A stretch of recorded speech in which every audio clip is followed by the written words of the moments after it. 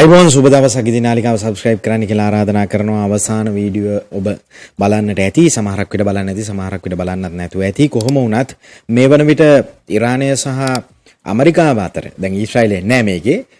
ඊශ්‍රායලය ඉන්නවා. මම මේ කියන්නේ මේ ගැටුම සම්බන්ධයෙන් කතා කරොත් එහෙම මේ පාර්ශ්ව දෙක තමයි වැඩේට බහැලා තියෙන්නේ. ඔබ දන්නවා F-15 අතිනවීන ප්‍රහාරක ජෙට් යානයක් බිම හෙලනවා ඉරානය. එතකොට ඊට පස්සේ ඉරානය දැනුම් දෙනවා. මම අවසාන වීඩියෝ එකේ කිව්වා ඩොලර් 60000ක් විතර ශ්‍රී ලංකා රුපියල් වලින් ගත්තොත් එහෙම කෝටි 2ක් විතර දෙනවා කියලා තෑගි විදිහට ප්‍රවෘත්ති ඔවුන්ගේ මාධ්‍ය හරහා යවලා අවසානයේදී වෙලා තියෙන්නේ ඉරාන ජාතිකයන් කියන්නේ ඉරාන සාමාන්‍ය ජනතාව සහ සාමාන්‍ය ජනතාව හෝ ඔවුන්ගේ යම් යම් කොට්ටාස ආයුධ එහෙම අරගෙන මේ කලාපේ මේ ගුවන් යානයේ වැටිච්ච කලාපයට එනවා මේ ගුවන් නියමුවා හොයාගෙන. හරිද? එතකොට ඒක ලේසි වෙන්නේ නැහැ. එතකොට ඒගොල්ලන්ගේ මේ විප්ලවීය හමුදාව, ඒගොල්ලන්ගේ ප්‍රබලම හමුදාව ඒගොල්ලොනුත් එනවා මේ පළාතට සම්පූර්ණයෙන් මෙහෙයුමකට. ඒ ASCII සාමාන්‍ය ජනතාවත් යනවා අර තෑග්ගත් බලාගෙන වෙන්නේ නැති තෑග්ගට හෝ දේශප්‍රේමී හරි මොකක් හරි එහෙම හේතුවක ඕන් කොඩි එහෙම අරගෙන අපි දැක්ක සමාජ මාධ්‍ය තුල දාලා තිනවා. ඉරාන ජාතිකයන් ආයුධ අරගෙන යනවා මෙයාව හොයාගෙන. මොකද මේ කඳු ප්‍රදේශයක තමයි ඉරානයේ මේ කඳු ප්‍රදේශයක් තියෙනවා සෑහෙන එක කලාපයක්. ඊටාම දුෂ්කරයි මේ පැත්ත. එතකොට මේ ආසන්නයේ තමයි මේ ගුවන් යානය කඩා වැටලා තියෙන්නේ. එතකොට මේවා ගුහා එහෙම තියෙනවා කියලා සඳහන් වෙනවා. ඉතින් පරණ පර්සියාව මේ අපි දන්නවා සාමාන්‍යයෙන් පර්සියාවේ අතීත කතා ඒ වගේම චිත්‍රපටි අනම්මනම් අපි දැකලා තියෙනවා. ඉතින් ඒවම තමයි. එතකොට මේ හැංගෙන්න තැන් එහෙමත් ඕන තරම් ඇති. එතකොට මේ ස්ථානවලට මේ ඔක්කොම යනවා මේ නියමුවා හොයාගෙන. ඒ විතරක් නෙමෙයි ඇමරිකානු හමුදාවත් මේ නියමුවා හොයන්න පටන් ගන්නවා. ඇතරම මේක කියවෙන්නේ මේ යුද්ධයේදී සිදුවෙච්ච ප්‍රබලතම නැත්නම් බිහිසුණුම ඒ වගේම වැඩිම බරක් දාලා ඇමරිකානු බටයන් හොයපු නැත්නම් අපි කියනවා මුදා ගැනීමේ මෙහෙයුම කියලා.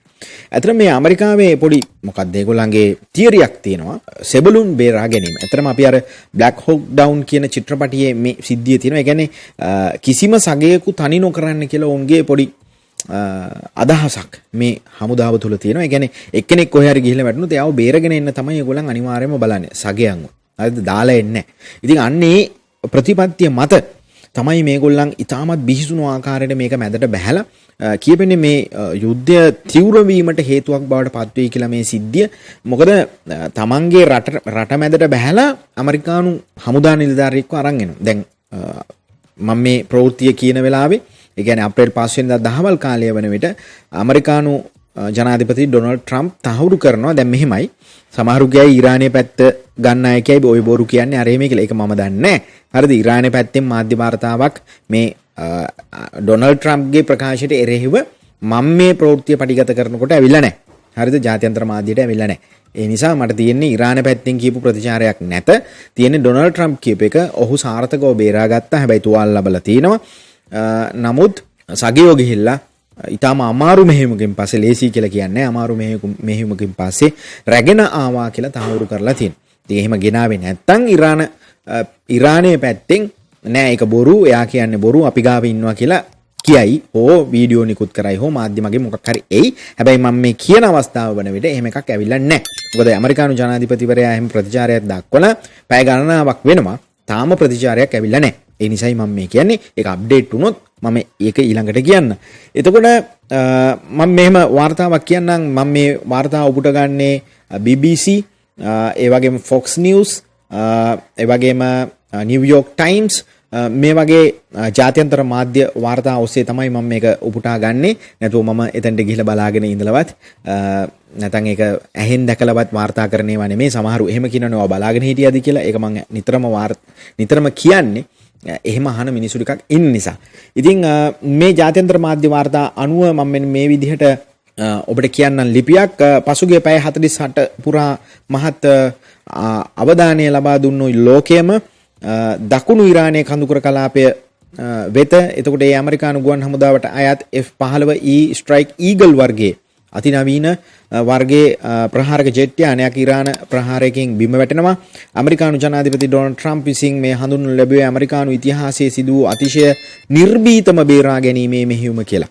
හරිද? මේ කියන්නේ සමහර සමාජ මාධ්‍ය වීඩියෝ එහෙම තියෙනවා මේවා මේ ජාත්‍යන්තර මාධ්‍යවල නැහැ.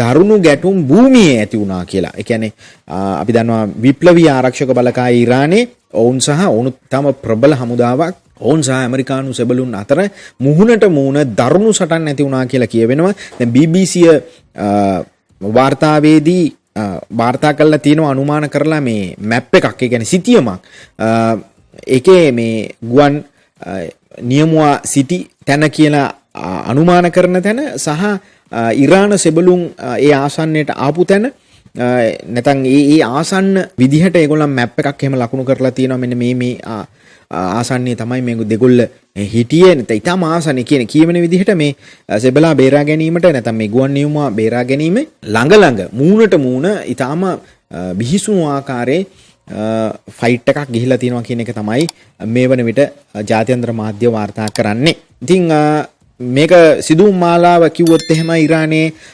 තස්නිම් පුවත් ඒජන්සිය මුලින්ම වාර්තා කරන්නේ ඉරාන අහසේදී ඇමරිකානු ජෙට් යානයක් බිම හෙල්ලා තිනවා කියලා. ඉරාන බලධාරීන් සිය සෙබළුන්ට නියෝග කරන්නේ නියමුවන් පණ පිටින් අල්ලා ගන්න කියලා. අල්ලා ගත්තා නම් හරිද? අල්ලා ගත්තා නම් ඇමරිකානු මේ වන විට තියෙන මේක ඇත්තටම යුද්ධයක්. එතකොට ඒකේ තියෙන ධෛර්ය සම්පන්න භාවය සම්පූර්ණයෙන් බිඳ වැටීමට ඉඩ තිබ්බා කියලා මේ වන විට කියවෙනවා. නැත්නම් මේ යුද විශ්ලේෂකයන් විසින් මත ඉදිරිපත් කරා. අදිසියවත් ඉරානයේ විසින් ඒකයි ඒගොල්ලන් එච්චර සල්ලිත් දෙන්න හැදුවේ. අල්ලගෙන ඉවරලා වීඩියෝවක් නිකුත් කරා නම් ඒ ගුවන් නියමුවන් අල්ලගෙන ප්‍රාණ අපේකට තියාගෙන ඒක මේ යුද්ධයේ ඇමරිකාවට සිදුවෙන විශාලම හානිය සහ බරපතලම පරාජයක් බවට පත් වෙයි කියලා. ඒ නිසාම විය හැකි මෙච්චර බර දාලා මේ නියමුවන් බේරා ගන්නට ඇත්තේ.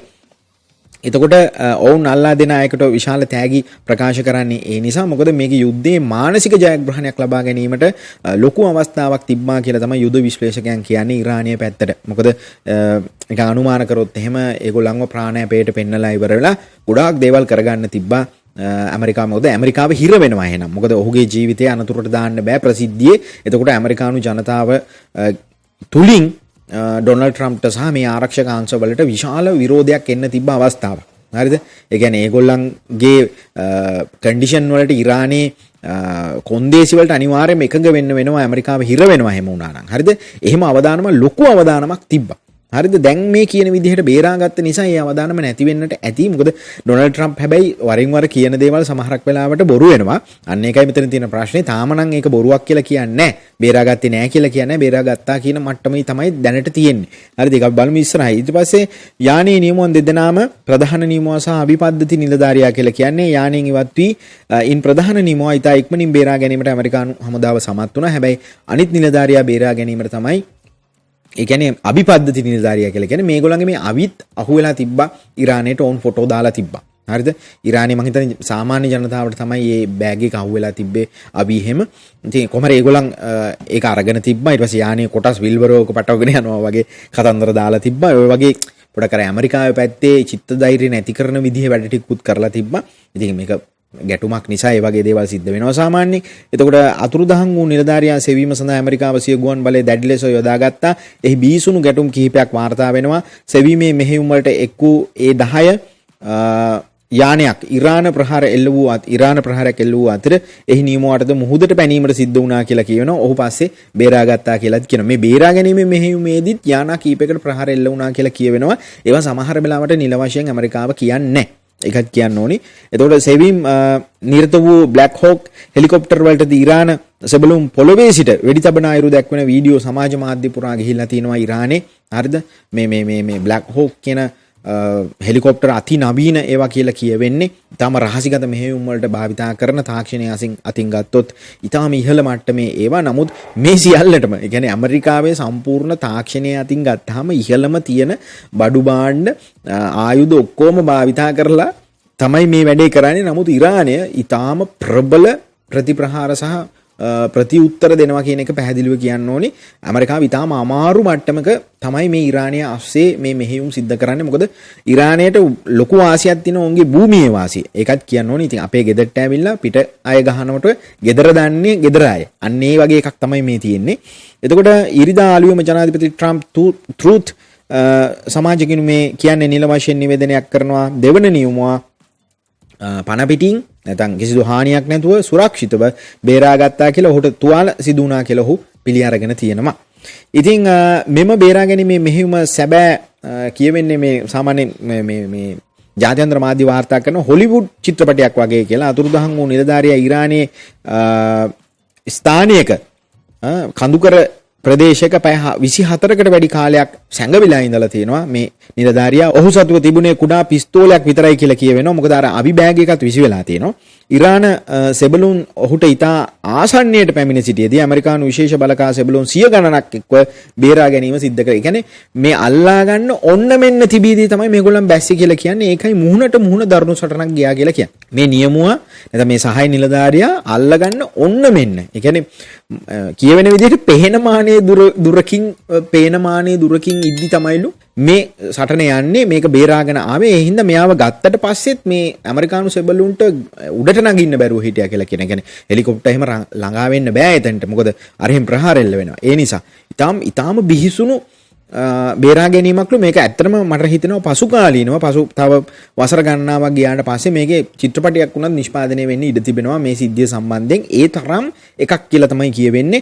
එතකොට බේරා ගැනීම සඳහා ගිය ප්‍රවාහන යානා දෙකක් තාක්ෂණික දෝෂ හේතුවෙන් ඉරානයේ පාළු කඳුකරේ හිර වෙලා ඉඳලා තිනවා. එවිට ඇමරිකානු හමුදාව වහාම තවත් යානා 3ක් ඒවා සෙබළුන් සහ නියමුවන් රැගෙන ගිය අතර සතුරා අතර පත් නොවුණු පිණිස අක්‍රිය වූ යානා දෙකම බෝම්බ දමා විනාශ කරලා තිබෙනවා කියලාත් මේ වෙනුවට සඳහන් කරනවා. මොකද ඇමරිකානු තාක්ෂණය මේ පැත්තට යන්න පුළුවන් නිසා ඒවා විනාශ කරලා තමයි ඇවිල්ලා තියෙන්නේ. ඒකයි මම මේ කියන්නේ මේක ලේසි වැඩක් නෙමෙයි මේගොල්ලන් මේ කළා. එක පුද්ගලයෙක් වෙනුවෙන් හරිද?